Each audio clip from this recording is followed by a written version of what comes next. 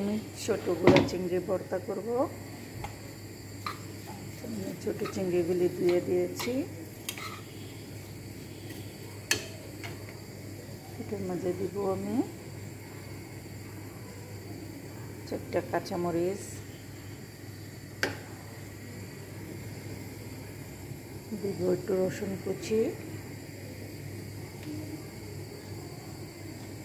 তার সাথে দিয়ে দেব পেঁয়াজ,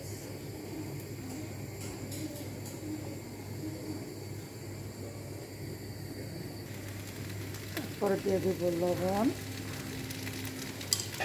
দিয়ে দেব 2টো শুকনো মরিচ।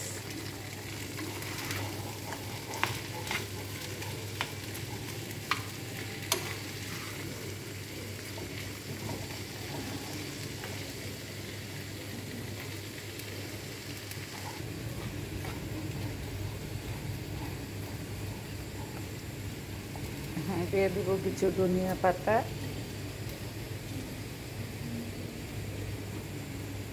দিয়ে দেব সামান্য সরিষার তেল,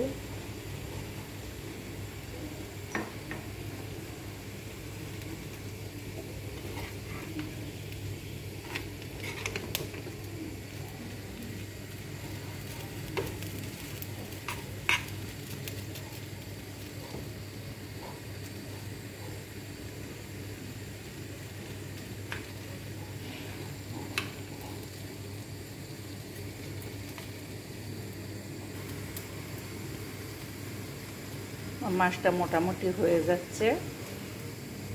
আজকাল তো গুঁড়া চিংড়ি পাওয়া হয়ে যায় না, আগে আমরা অনেক পাইতাম।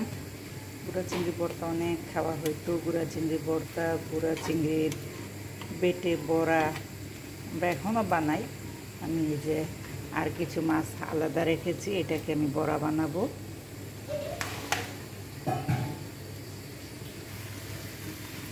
মাছ ভাজাটা আমার মোটামুটি হয়ে গেছে।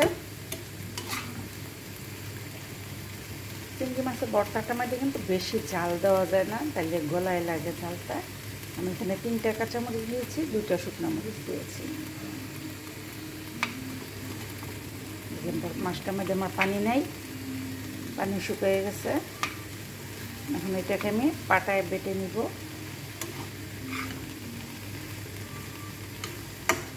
সব কিছু দেওয়া হয়ে গেছে, পাটায় বেটে নিলে ভর্তাটা কমপ্লিট হয়ে যাবে। মাছটা পুরো ভাজা হয়ে গেছে। মাছটার মাঝে দেখেন একটুও পানি নেই, সামান্য সরষের তেল দিয়ে দিয়েছিলাম, পানিটা একেবারে শুকিয়ে গেছে। মাছটা আমার ভাজা হয়ে গেছে।